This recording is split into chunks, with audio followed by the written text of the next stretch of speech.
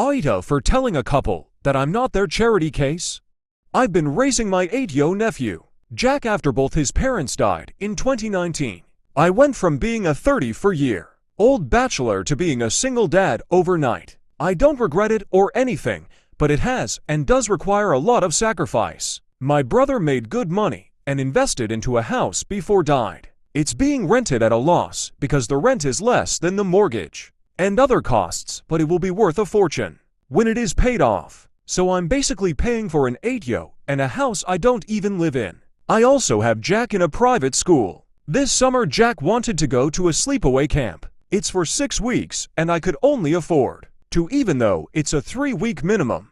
He left last week, out of the blue. The camp called me up and said someone wanted to sponsor Jack for the whole summer. I was confused. They said a pair of angels heard of my hardship and wanted to help out. I said I wouldn't even consider unless they told me who was paying for it. Eventually they said it was the parents of a boy who is an acquaintance of my son.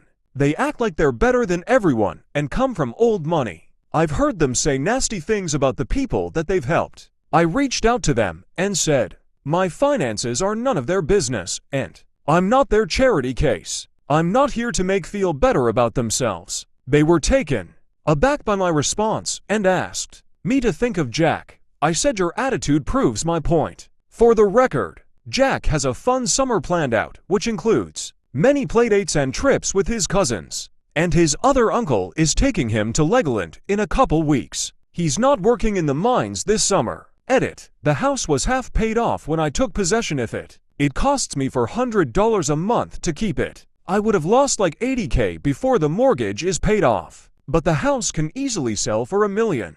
Why would I sell a house at loss when I can keep it at a loss but then sell it at a gain in 15 years? Edit. You damn right that the house is mine.